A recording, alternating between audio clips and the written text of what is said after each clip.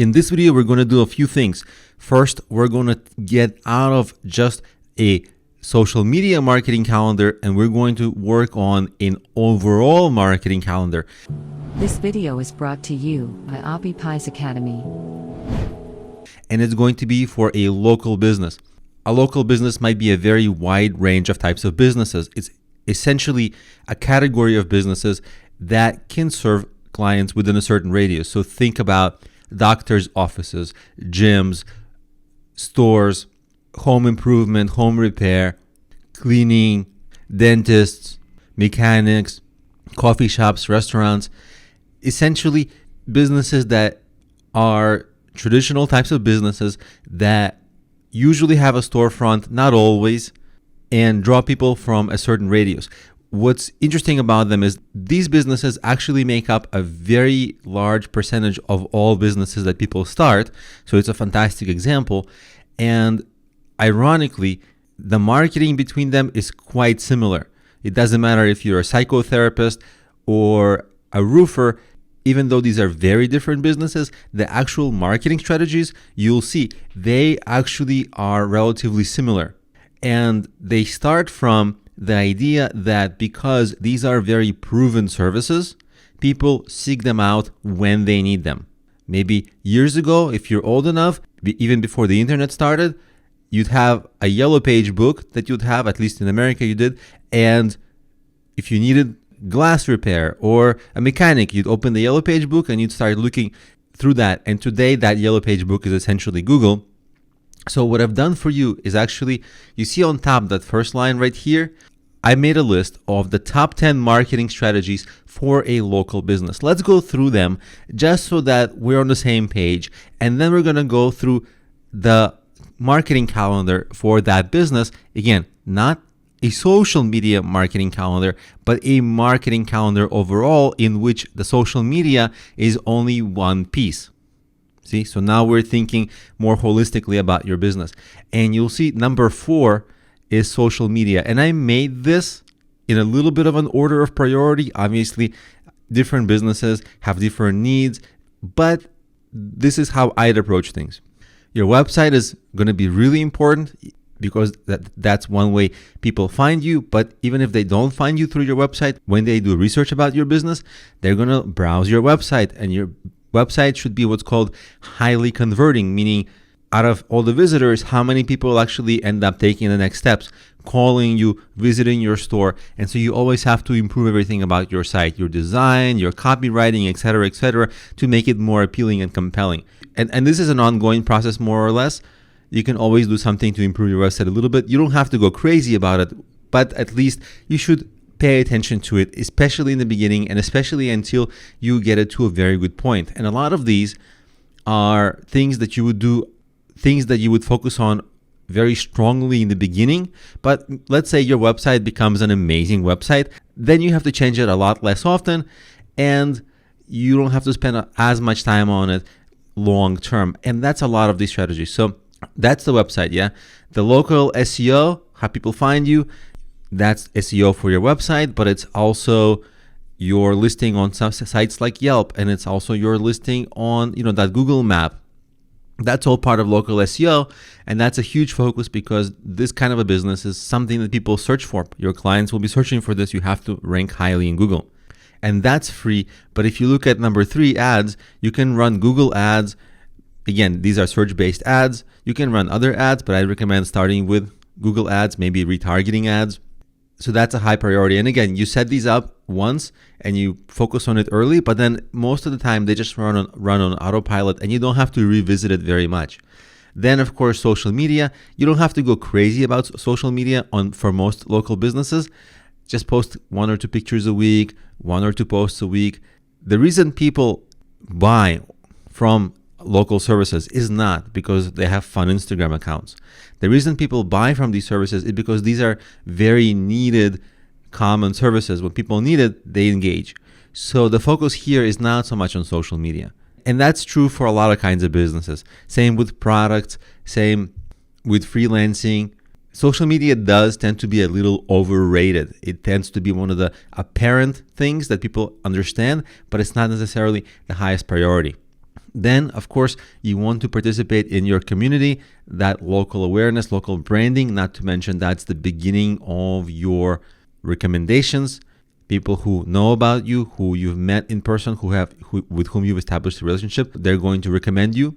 Of course, your customer support, maybe it should be higher on our list. This is ongoing, and you want to delight your customers and spend a lot of time with them until they're happy, because that is going to get them talking about your business. That's going to get them to recommend it, but also that's going to get them to come back and be repeat customers. It's really important, especially for new businesses. And customer support is part of your marketing.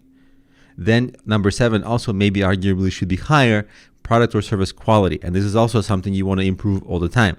People have a tendency to say, oh, my product or service is great. And it might be good, but it can always be better. And that's actually a huge goal, is to always try to become better and better and better. Because when you do, everything becomes easier. It's easier to sell. You get more recommendations. Customers are happier. They stay on longer, and so on and so on. So this is actually much more important than most people give it priority, the improvement of your product or service. Then 8 and 9 are building a professional network, referral network. And number 9 is building a customer referral network. So these are professional referral network and customer referral network. And number 10 is essentially having a nicer storefront, because again, for a local business, again, not all local businesses have a storefront, but if yours does, you need to work on having a nicer one, because that's going to get the attention of passerby foot traffic. So now that you understand the top 10 things that you should be doing for your marketing, with social media only being one of them, let's go over your week's work of marketing and see where everything falls. And we don't need to go over the full month, because whatever you do on the first week, we'll just repeat the next week. We'll repeat the next week. The only changes that will happen is there are some things that are high priority, like website work, local SEO, ads. Pretty soon, they're going to be more on autopilot, more automated. When they become more automated, in the time that you used to work on them, that time is going to open up. So when that time opens up, you fill that time with next priority strategies that are ongoing. Maybe once your SEO is perfect, you're number one, like your number one ranking on Google Map, your number one ranking on Yelp, your number one is everywhere. Then you're like, okay, my SEO is in a good place. I should spend less time on SEO. And so I can start doing more community involvement. I should start going to more networking events, or I can put on my own events, because I have more control over that, and events can be fantastic lead generation for your business. So that's the kind of thing you want to create. Once you take care of the high priority strategies, you spend less time on them, and that opens up time for your lesser priority strategies. And so you ultimately, in the end, do all of them. So let's go over what would happen on a typical work week, and you just recycle these work weeks. So every Monday, let's say you focus on getting reviews for your business. That's maybe reviews on Yelp or reviews on that Google Map. That's all part of your local SEO. So maybe you do some other work for your local SEO, and maybe you write a blog post, as you can see. That's again for your SEO.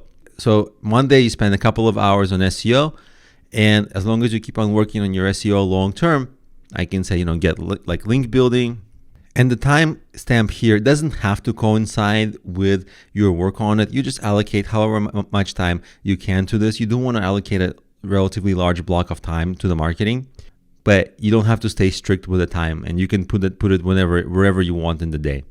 On Tuesday, the first thing we're doing is, you see, I have listed working on ads. The second thing, website conversion. What can you do? Maybe you can add better images. Maybe you can hire a copywriter to write more compelling text for your website so that people engage. Maybe you can do more testing on it. Maybe you can see if it works on mobile. There's a lot of things you can do. And every time that you work on your website, if the engagement on your website improves, then you get more sales even without getting more traffic. So this is really important. At some point, like I said earlier, this slows down, because you do get to a good place with your website, and your website at some point doesn't have to be updated a lot long term. But in the beginning, this is a big focus. Then on Tuesday, I added an interesting thing here. Meet with a local authority figure. This is part of your local networking. Like if you're a psychotherapist, let's say, and you want to build up a professional network for referrals, well, you can reach out, you can have coffee with colleagues. You can do things like that just so you can get to know other therapists in the area. Who knows what kind of referrals or business opportunities might come from that, especially if you don't directly compete. Like, let's say you are a therapist helping children and they're a therapist, maybe they're doing research, and maybe so you don't overlap, you don't compete for clients, but you do build up your network. And if they know of anybody who might use your services or might find your services useful, they might recommend you. And it's really good long term to build up a very strong professional business network. That's just good practice. So you want to spend a little time doing that. And then Wednesday, during the day, you can make a social media post, and a social media post that can be relatively similar for your Facebook, for your Instagram, for your Twitter. So you don't have to spend a lot of time thinking about posts. And then in the evening, again, the timestamp doesn't matter, but in the evening, you could maybe attend a networking event. And of course, your clients can be there, or you can establish professional relationships with your business peers. That's Wednesday. On Thursday, maybe you do a little bit more SEO, and maybe you research who the local influencers are so you can network with them so that you can get a little bit of their audience. They can help you raise awareness. On Fridays maybe typically for most businesses is a quieter business day. So maybe what you can do is focus on improving your product. And all the things I wrote here, these could be examples. Maybe you create a customer survey you send out. They will tell you what's wrong with your business, and that will be fantastic clues. And that will give you fantastic clues for knowing what to improve. Maybe you research new equipment to buy, which would help you serve your customers better. Maybe you take time to learn new skills. Maybe on Friday, you look into hiring and outsourcing so that you bring on better and more skills into your business. And then on Saturday, maybe you attend some kind of an event, community event. These events can be put on by any other organizations and you attend, or long term, you can start your own sort of a workshop or event series. And again, events, they're fantastic for building up awareness and actually getting leads for your business. And Sunday, you can have like a free day, whatever you want. I put improved product. You can do whatever that you feel like you didn't get done enough of during the week. That's what you can do on Sunday. Sunday can be like more or less a free day for you. And you just repeat. And notice that if you repeat these every week, you'll become better at all of these every week, as long as you pay attention to it and keep doing it consistently. Then all of these top 10 things right here, they will get done.